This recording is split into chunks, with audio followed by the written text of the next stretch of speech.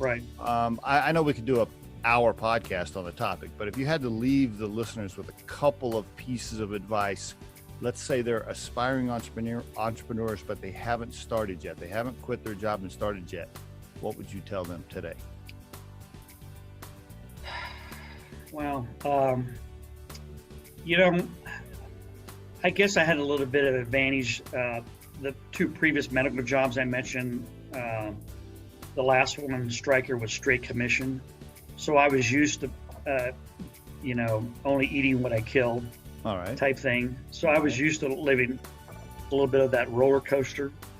Mm-hmm. And, if you're a person that's used to getting a paycheck every 2 weeks and getting benefits, that's something you got to think about.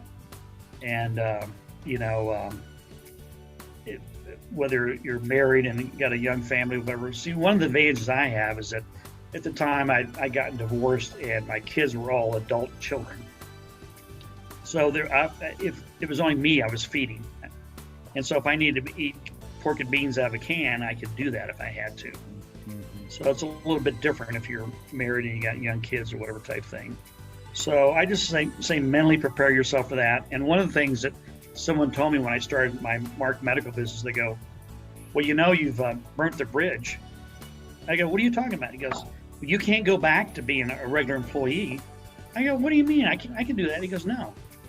He goes, once they figured out that that you can do this on your own and that you're, kind of not a non-compliant person, they're not going to hire you.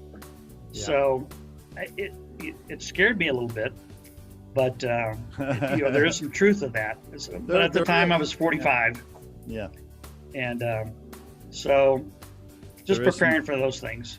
There is some truth to that. Once you've been an entrepreneur, I can just tell you, as a recruiter, when I see somebody that owned their own business once or twice and now they're trying to go back to being a regular employee, I'll just tell you right now, as a recruiter, my immediate thought is this.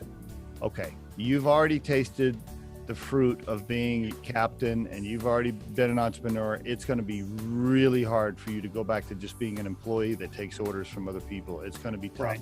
Really tough.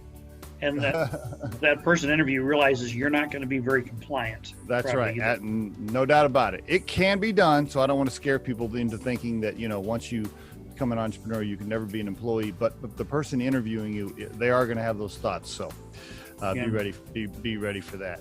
The Riderflex podcast features entrepreneurs, business executives, and the stories behind how they got there, as well as daily tips on career advice and job interviews.